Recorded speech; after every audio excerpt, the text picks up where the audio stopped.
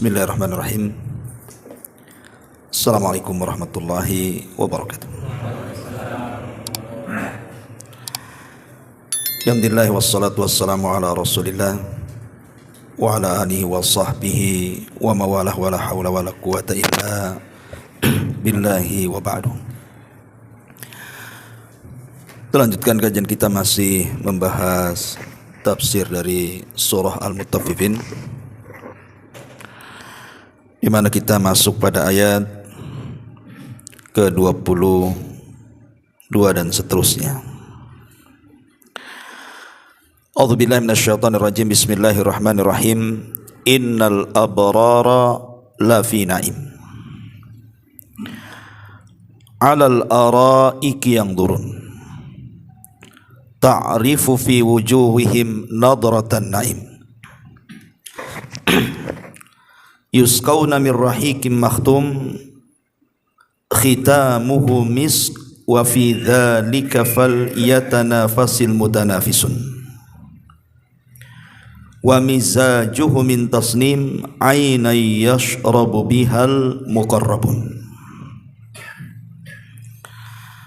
Innal abrara lafi na'im, sungguh orang-orang yang berbuat baik itu berada di sorga yang penuh dengan kenikmatan.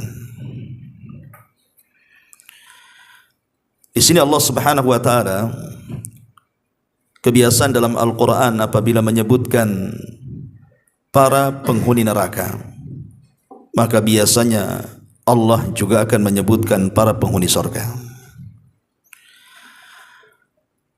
Allah Subhanahu wa taala menjelaskan tentang sifat sorga itu dengan kalimat lafi na'im, sungguh berada di dalam kenikmatan. Bagi antum yang belajar bahasa Arab, kalimat na'im itu diambil dari wazan fa'il, dan wazan fa'il itu menunjukkan ala daimumah, namanya sesuatu yang langgeng. Lain dengan wazan fa'lan, itu sesuatu yang tidak langgeng. Contoh umpamanya tawil. Tawil itu tinggi, ya tinggi terus, tidak mungkin pendek.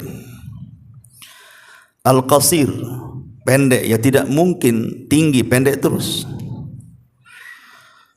Tapi kalau seandainya menggunakan fa'lan seperti jau'an, lapar, ya kalau lapar makan kenyang, kan gitu.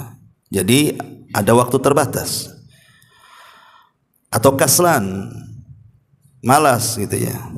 Ketika datang semangat, hilang pula malasnya. Artinya kalau wazan fa'lan itu sesuatu yang tidak tetap, berbeda dengan wazan fa'il, sesuatu yang tetap. Lah ketika Allah Subhanahu wa taala mensifatkan sorga dengan kalimat lafi na'im, sungguh orang-orang yang berbuat baik itu berada di atas kenikmatan. Maksudnya naim, kenikmatannya itu tidak pernah terputus. Itulah perbedaan sorga dengan dunia. Makanya di dunia ini kenikmatan yang tidak ada yang kekal. Contoh antum mungkin yang sekarang sudah tua, ketika antum masih muda masih ganteng, kan gitu. Sudah tua malas pula mau ngaca, karena sudah hilang pula gantengnya. Begitu juga wanita, mungkin di usia 20 tahun ke atasnya masih cantik lah, tapi kalau sudah 70 tahun ke atas, siapa juga yang mau nengok dia? Dia sendiri tak mau nengok dirinya sendiri. Artinya bahwa kenikmatan di dunia ini ada batasnya. Bahkan sebagian ulama mengatakan keletihan di dunia ini lebih banyak dibandingkan kesenangan.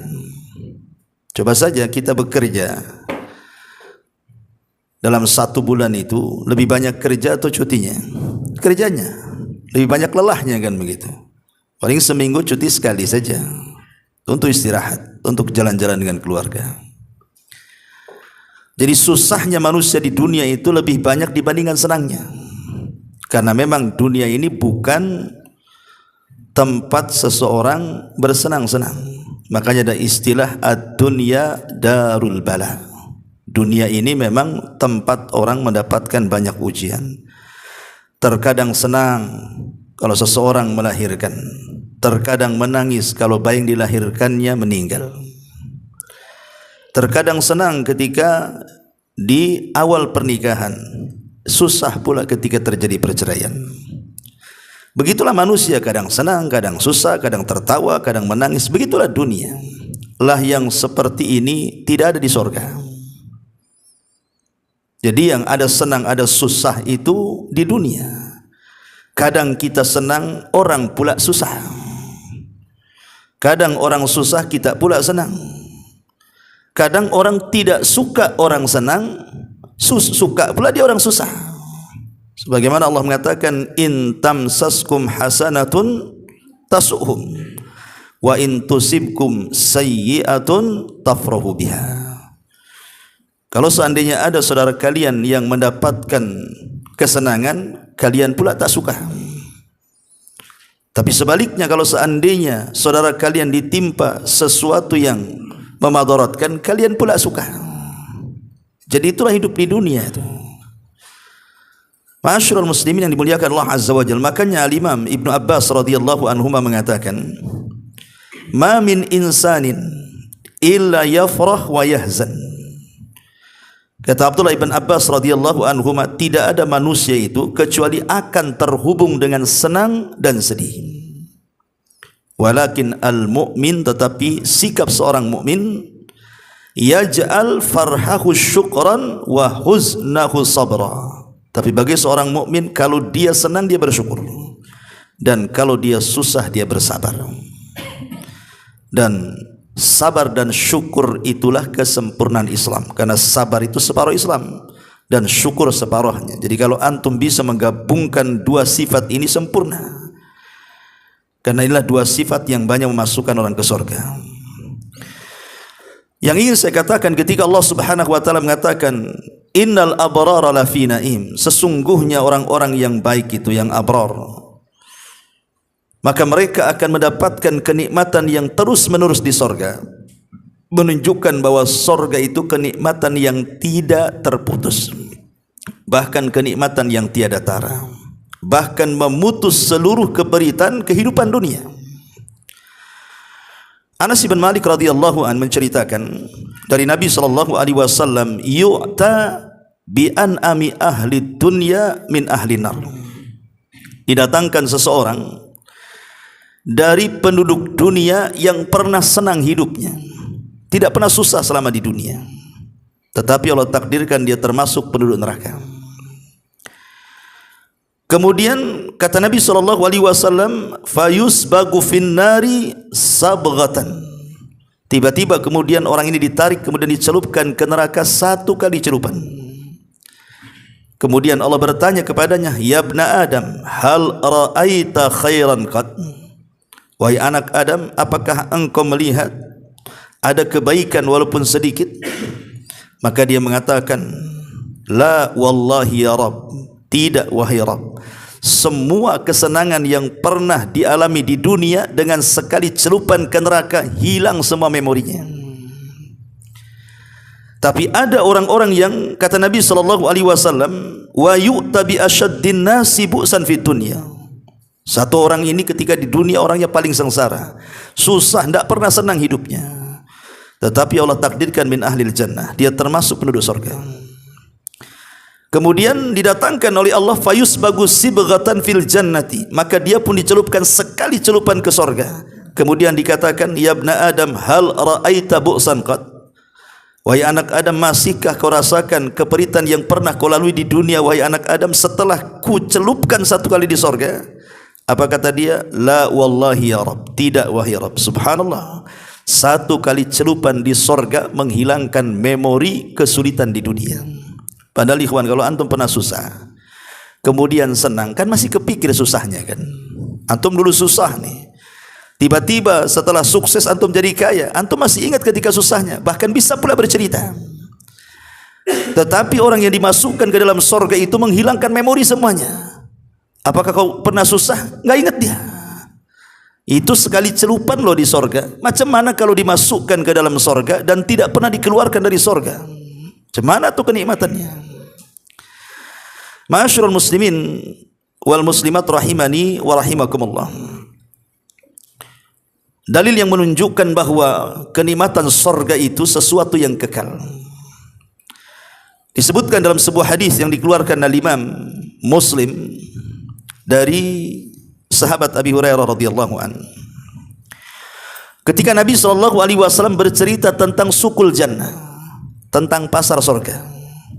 Jadi di sorga juga ada pasar sama dengan di dunia. Cuman bedanya kalau di dunia pasar tempat jual beli, tapi di sorga itu pasar tempat pertemuan antar sesama ahlu sorga untuk bernostalgia menceritakan soal dunia.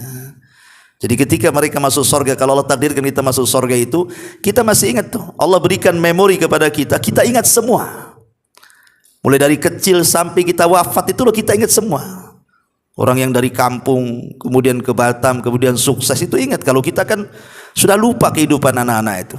Nggak ingat pun, paling ya yang ingat 1-2 kan itu. Tapi umumnya manusia lupa. Tapi di sorga itu Allah berikan ingatan yang luar biasa. Kita ingat semuanya tuh. Lah disitulah kita bercerita dengan teman-teman yang sama-sama masuk surga. Kemudian setelah mereka hendak pulang, dan pertemuan itu biasanya sepekan sekali. Kalau di dunia itu hari Jumat, tapi kalau di surga disebut Yaumul Mazid, hari tambahan nikmat. Jadi apabila kemudian mereka pulang, apa kata Nabi SAW? Fatahubbu rihus shimal fatahthu fi wujuhihim wa thiyabihim fayazdaduna husnan wa jamalan. Sebelum mereka pulang, tiba-tiba Allah tiupkan angin dari arah utara, kemudian mengenai wajah-wajah penduduk sorga dan pakaian-pakaian mereka. Apa yang terjadi? Rupanya angin itu merubah bentuk penduduk sorga semakin indah dan tampan. Fayarji'una ila ahlihim, ketika mereka pulang menemui keluarga mereka, para bidadari mereka. Apa yang terjadi? Kemudian dikatakan kepada penduduk sorga yang pulang ini, laqad izdaztum ba'dana husnan wa jamala. Sungguh aku melihat engkau semakin tampan, semakin indah, semakin ganteng. Subhanallah, bayangkan di dunia kalau antum masuk pasar, apalagi sama istri, pulang tuh hilang gantengnya tuh, stres kan gitu, keluarin duit di dompet masalahnya ya. Tapi lihat penduduk sorga ini pulang itu makin ganteng kan gitu. Nanti setiap Jumat gitu lagi. Bahkan ada hadis yang lemah tapi hadisnya. Jadi apabila hendak pulang itu, maka akan digambarkan beberapa gambar. Kalau antum tahu ke tukang cukur, ada gambar-gambar tuh. Ya, pengen dicukur kayak gini nih, model ini kan itu. Lah di sorga juga seperti itu. Jadi ada bentuk-bentuk itu, tinggal milih saja. Saya pengen seperti itu. Nanti akan dirubah bentuknya seperti itu. Tapi riwayatnya lemah. Ya. Tapi yang jelas bahwa hadis yang sahih yang dikeluarkan Imam Muslim ini, setiap sepekan sekali masuk pasar itu, pulang itu makin ganteng. Dan kenikmatan sorga itu semakin hari semakin nikmat. Semakin hari semakin nikmat. Minuman juga begitu, semakin hari semakin lezat. Makanan juga sama, semakin hari semakin lezat. Ma'asyiral muslimin yang dimuliakan Allah Subhanahu wa taala. Maka ini juga dalil bahwa kenikmatan sorga itu kekal. Makanya ketika Allah berfirman bicara soal makanan penduduk sorga, minuman penduduk sorga, mathalul jannati allati wu'idal muttaqun, dalam surah Ar-Ra'd ayat 35. Mathalul jannati allati wu'idal muttaqun, perumpamaan sorga yang dijanjikan kepada orang-orang yang bertakwa. Tajri min tahtihal anhar, mengalir sungai-sungai di dalamnya. Ukulaha daimun wa dhilluha tilka uqbal ladzina taqaw wa uqbal kafirin an-nar. Allah mengatakan itulah tempat kesudahan ukulaha daimun, di mana makanannya senantiasa ada terus dan tidak pernah tidak ada. Artinya kalau buah-buahan itu musim terus gitu ya. Kalau kita kan nunggu musiman tuh. Kalau mau buah ini duren ya musim duren, kalau mangga ya musim mangga, dan begitu seterusnya. Lah di sorga itu tidak ada musim. Jadi makannya ada terus, tidak pernah tidak ada. Wa dhilluha, begitu juga naungannya. Naungannya pun akan terus menaungi. Kemudian Allah mengatakan tilka uqbal ladzina taqaw, itulah balasan bagi orang-orang yang bertakwa kepada Allah Subhanahu wa taala. Yang lebih jelas lagi bahwa kenikmatan sorga itu sangat kekal adalah hadis dari Abi Hurairah juga yang dikeluarkan Imam Muslim. Yunadi munadin, akan ada orang yang memanggil, seorang pemanggil yang disuruh Allah Subhanahu wa taala. Innalakum antasikhu fala tasqamu abada. Sesungguhnya bagimu akan terus sehat dan tidak akan pernah sakit selamanya. Di dunia kadang sehat kadang sakit, di surga sehat terus, tidak ada asam urat di surga itu, darah tinggi, kolesterol tidak ada. Itu yang ada di dunia saja ya. Jadi sehat terus tuh, berarti nggak ada rumah sakit lah di surga tuh, karena sehat terus masalahnya, nggak laku dokter di sana ya. Kemudian kata penyeru ini, wa innalakum antahyau fala tamutu abada. Maka kalian akan senantiasa hidup dan tidak akan mengalami kematian selamanya. Di dunia batas manusia ada batas umur. Terkadang di usia 30 tahun sudah meninggal, terkadang 40 tahun, terkadang 50 tahun, bahkan orang baru lahir saja meninggal. Tapi di sorga Allah memanggil katakan kalian akan senantiasa hidup dan tidak akan pernah mati selamanya. Wa inna lakum an tashibbu fala tahramu abada, dan kalian akan tetap muda dan tidak akan pernah tua selamanya. Di dunia saya katakan tadi, mungkin antum 20 tahun yang silam yang sekarang usia 40 tahun ya mungkin masih kuat-kuatnya lari kan itu.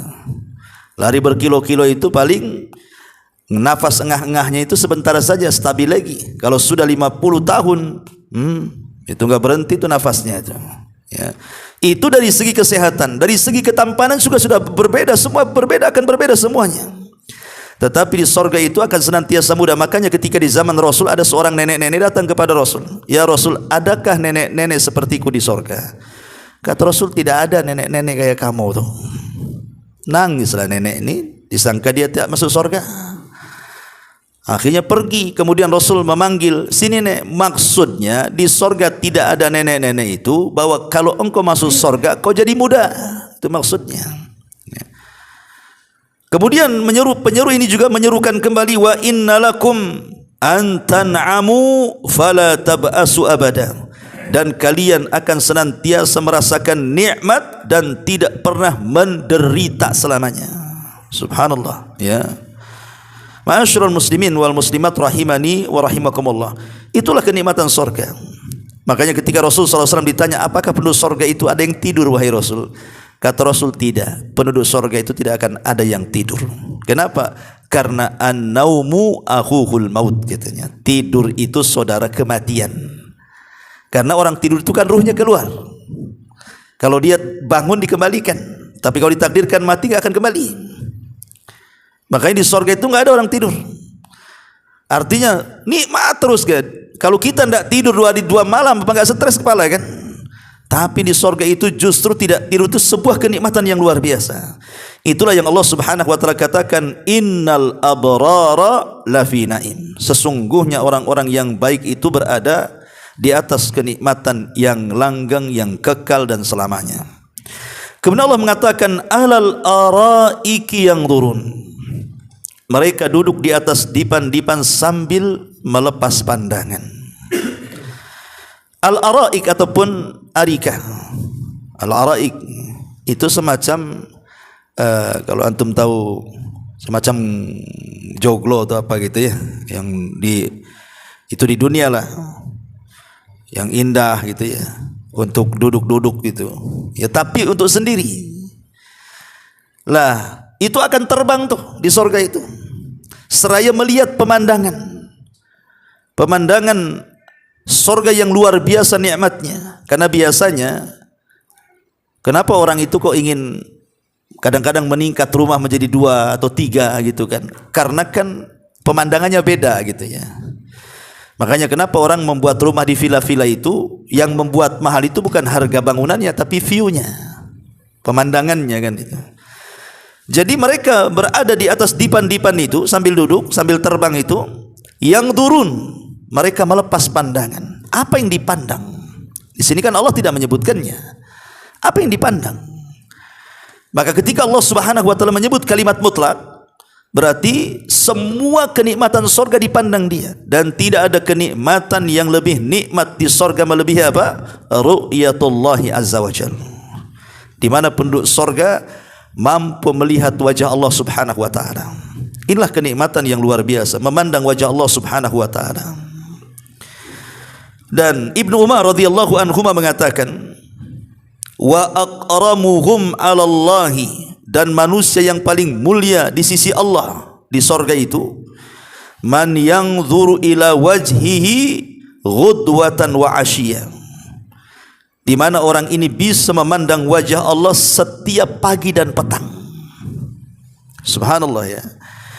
Kata Abdullah bin Umar radhiyallahu anhuma, manusia yang paling mulia di sorga adalah yang mampu melihat wajah Allah di pagi hari dan di petang hari.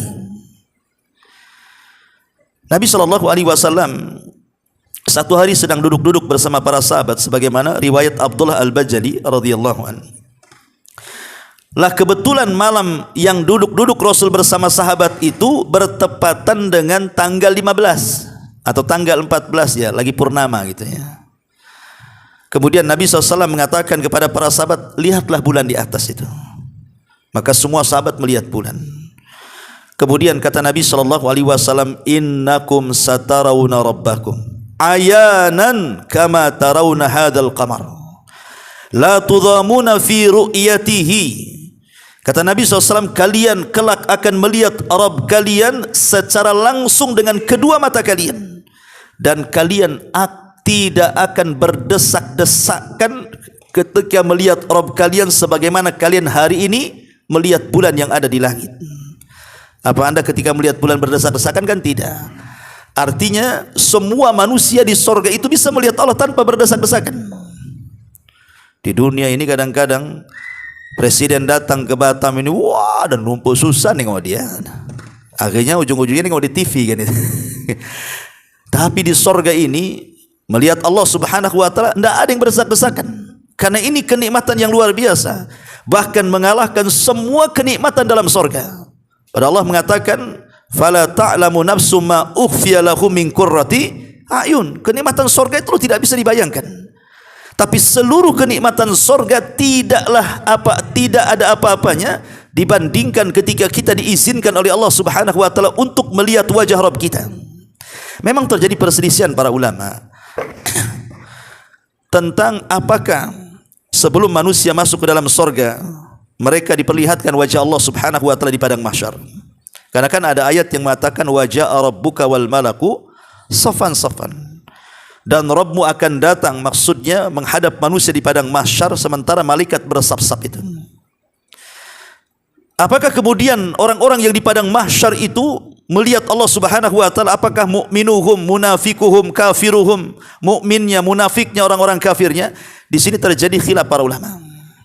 Terjadi khilaf para ulama. Pendapat yang pertama disebutkan, pendapat yang pertama bahwa yang melihat itu hanya orang-orang yang beriman saja. Adapun orang-orang munafik, orang-orang kafir, semua terhalang. Berdasarkan firman Allah Azza wa Jal, kalla innahum ar-rabbihim yawma idzin lamahjubun. Sekali-kali tidak, sesungguhnya mereka terhadap Rabb mereka terhalang dari melihat. Jadi maksudnya yang melihat hanya orang yang beriman saja. Di mana orang-orang kafir dan munafik tertutup hijabnya sehingga mereka tidak melihat Allah Subhanahu wa taala. Karena melihat Allah itu sebuah nikmat masalahnya. Dan orang kafir tidak akan diberikan nikmat. Begitu juga orang munafik. Ya. Pendapat yang kedua mengatakan bahwa baik orang-orang yang beriman ataupun orang-orang munafik, mereka bisa melihat Allah, tapi orang kafir tidak. Jadi yang melihat Allah itu orang yang beriman, dan orang-orang munafik saja. Tetapi orang-orang munafik melihat Allah dengan penglihatan azab. Ketakutan mereka seperti seorang pesakitan di depan pengadilan, ketakutan, tidak berani mandang hakim. Ya. Ada juga yang mengatakan bahwa semua melihat, termasuk orang mukminnya, orang munafiknya, orang kafirnya. Tapi tadi sama juga. Jadi munafik dan kafir itu mereka memandang Allah itu dengan penuh ketakutan, dengan pandangan azab. Lain dengan orang-orang yang beriman ketika melihat Allah itu dengan pandangan rahmat, karena itu sebuah kebaikan. Ma'asyiral muslimin yang dimuliakan Allah Subhanahu wa taala. Tetapi pendapat yang kuat wallahu alam sebagaimana yang dikuatkan oleh Imam An-Nawawi, Syekhul Islam Ibn Taimiyah rahimahullahu taala dan yang lainnya, bahwa di padang mahsyar yang diperlihatkan wajah Allah itu hanya orang-orang yang beriman. Di mana orang munafik dan orang kafir tidak akan diperlihatkan. Berdasarkan hadis yang kita baca, kalian akan melihat Allah seperti melihat purnama, tidak berdesak-desakan sedikit pun, baik di padang mahsyar ataupun di sorga. Kemudian Allah Subhanahu wa taala mengatakan, alal araiki yang turun ta'rifu fi wujuhihim nadratan na'im. Engkau dapat mengetahui pada wajah mereka penduduk sorga itu gemerlapnya kenikmatan. Ikhwan, di dunia saja kalau orang itu mendapatkan nikmat gitu ya, mendapatkan nikmat berupa umpamanya dia tiba-tiba mendapatkan uang miliaran, triliunan atau apa gitu kan, tiba-tiba saja kita bisa melihat gaya bicara dia, gaya jalan dia, gaya muka dia, kita bisa dia orang senang kan. Sama juga dengan orang susah, kita bisa nengok juga kan, itu susah nampaknya orang ini, lunglai, kayaknya mau pinjam uang nih. Kadang-kadang kita bisa melihat gaya orang itu kan. Orang yang penuh nikmat itu kita bisa melihat. Contohnya ada dua anak, satu anak orang kaya, satu anak orang ruli umpamanya. Yang satu ini ya memang orang kaya, memang perawatan kan gitu kan, nampak tuh bersihnya, kemudian bercahayanya, kemudian rapihnya. Yang satu pula anak orang miskin, nampak celengnya kan. Gitu ya, kusamnya, muramnya gitu ya. Jadi orang-orang yang di atas kenikmatan itu tampak itu di dunia tuh. Macam mana pula di surga yang tidak pernah disentuh sama sekali dengan kesusahan, di mana nikmat semuanya. Makanya kemudian Allah mengatakan ta'rifu fi wujuhim, kau bisa mengenal dengan wajahnya. Lihat orang-orang kaya itu walaupun usianya sudah 50 tahun karena suntik silikon sana sini, nampak pula 20 tahun. Tapi lihat orang susah 20 tahun, nampak pula ada 70 tahun nenek-nenek kan. Banyak mikir, stres akhirnya, hilang cantiknya padahal masih muda tuh. Makanya Allah katakan ta'rifu fi wujuhim, engkau bisa mengenali wajah mereka, nadratan naim, penuh dengan gemerlapnya kenikmatan dari Allah Subhanahu wa taala. Kemudian Allah mengatakan yusqauna min rahiqim makhtum, mereka akan diberikan minuman rahiq. Rahiq itu artinya khamar. Rasul mengatakan siapa yang mabok di dunia tidak akan mabok di akhirat, katanya. Man syaribal khamra fid dunya lam yashrabhu fil akhirah. Siapa yang minum khamar di dunia, dia tidak akan minum khamar di akhirat. Hadis ini menjadi khilaf ulama. Bagaimana kalau dia sudah bertobat? Bukankah di surga semua halal? Kenapa diharamkan? Ada yang mengambil zahir hadis ini bahwa orang-orang yang pernah mabok di dunia, dia tidak akan mendapatkan khamar di akhirat. Walaupun ada khamar, dia tidak bisa mendekatinya. Tapi pendapat yang kuat wallahu alam, sebagaimana pendapat Syekh Al-Utsaimin rahimahullahu taala, kalau tidak salah, beliau mengatakan kalau orang sudah bertobat dari minum khamar, maka dia tetap akan minum khamar. Jadi hadis itu maksudnya kepada orang yang tidak bertobat. Ya. Wallahu alam. Kemudian Allah katakan makhtum. Makhtum ini ada dua pengertian. Makhtum itu artinya disegel. Jadi belum pernah dilihat siapapun, belum pernah dipegang siapapun, belum pernah dicicipi siapapun, betul-betul makhtum, tersegel. Dia hanya diberikan kepada orang khusus saja yang berhak meminumnya. Ini mana yang pertama? Itu mana makhtum. Ada juga makhtum itu artinya makhtumun khitamuhu miskun. Jadi dia nyambung dia. Makhtumun khitamuhu misk. Artinya masih diberi lak dan laknya terbuat dari kesturi untuk mendapatkan yang demikian itu. Wa fi dzalika falyatanafasil mutanafisun. Artinya khamar ini kalau kita minum kopi itu Biasanya kan di bawahnya ada ampasnya tuh. Lah itu disebut khitamuhu mis, khitam tuh. Itu ampasnya itu dari misik tuh. Jadi kita minum khamar, lah ampasnya itu misik gitu. Itu juga makna yang kedua yang disebutkan dalam tafsir. Kemudian Allah mengatakan wa fi dzalika falyatanafasil mutanafisun. Untuk mendapatkan itu semua kenikmatan yang tadi disebutkan itu, caranya apa? Falyatanafasil mutanafisun. Hendaklah manusia itu berlomba-lomba dalam kebaikan. Tanafus, ada 3 lafaz dalam bahasa Arab itu. Pertama hasad, yang kedua ghibtah, dan yang ketiga at-tanafus namanya. Ada hasad, ada ghibtah, ada tanafus. Apa maknanya? Kalau hasad ma'ruf ya.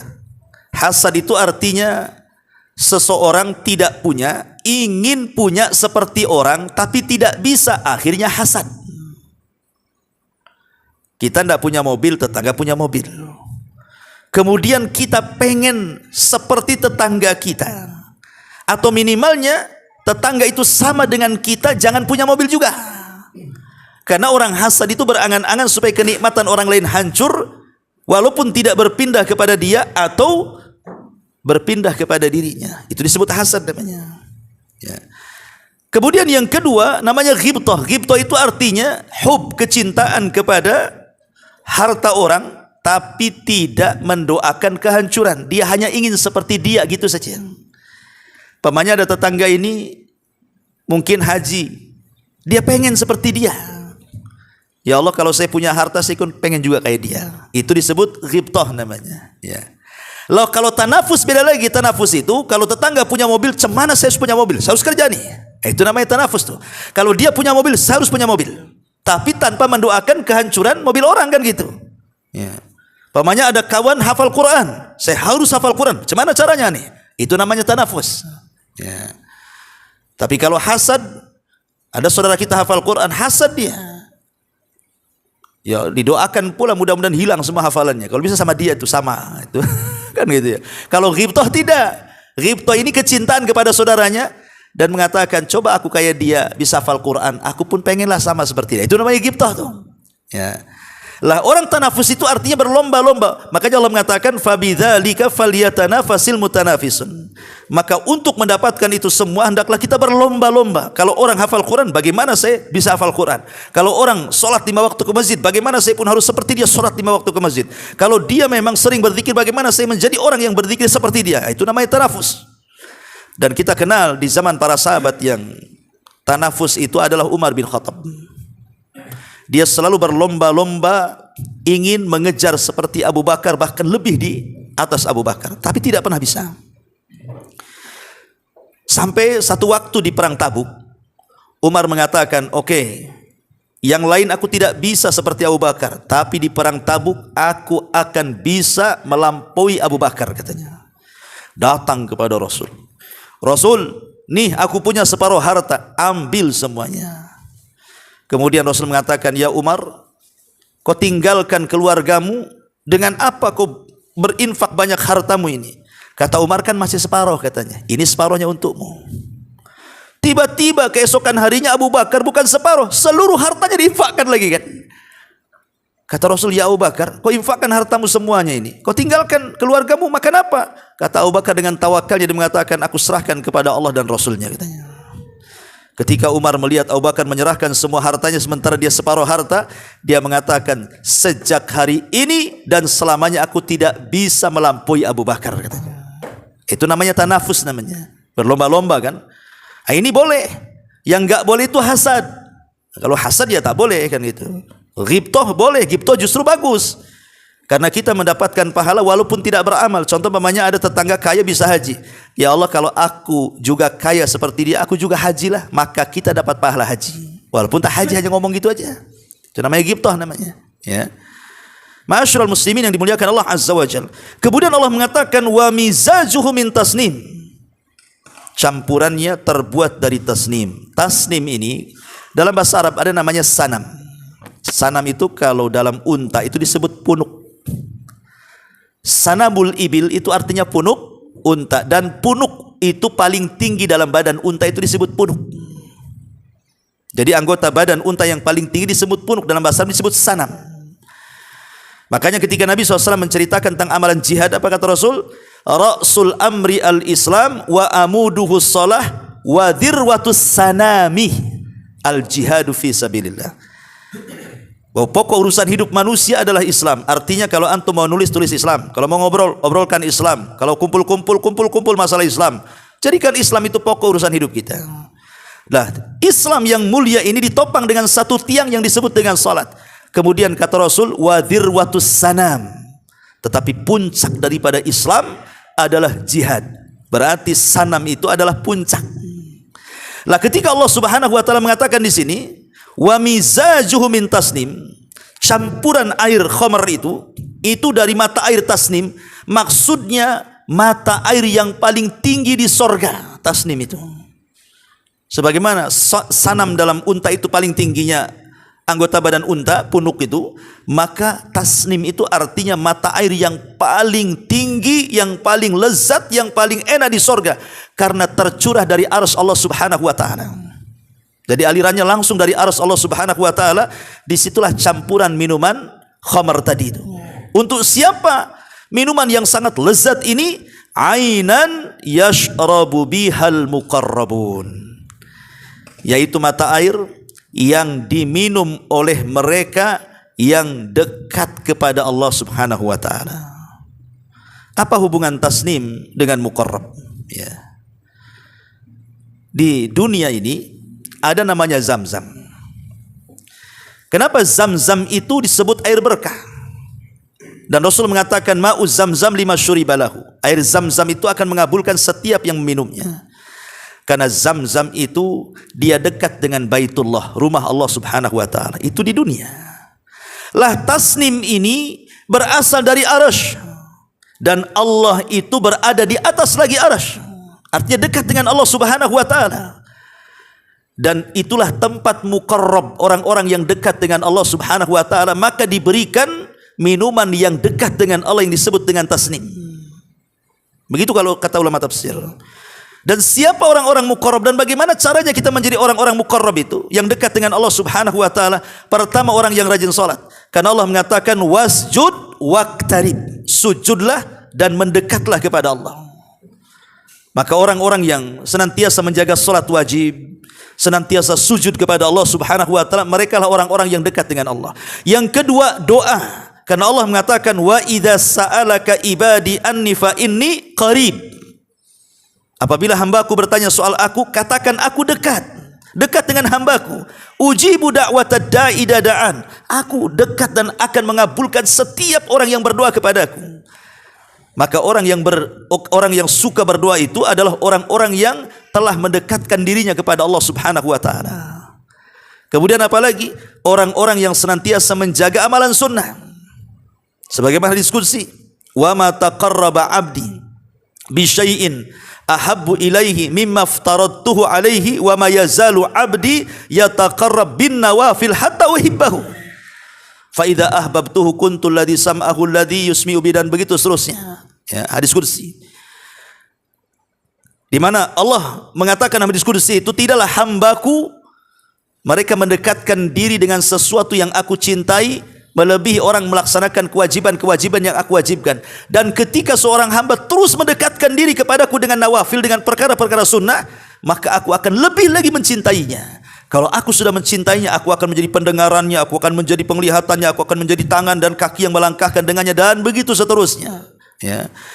Maka amalan-amalan bisa mendekatkan kepada Allah. Pertama salat, yang kedua doa, kemudian juga yang ketiga senantiasa mengamalkan amalan sunnah.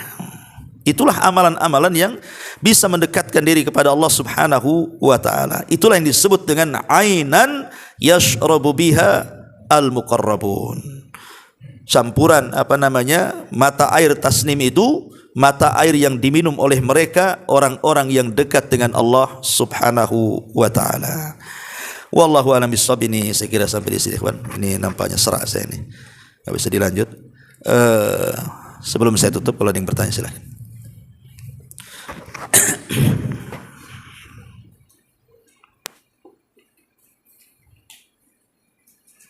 Enggak ada.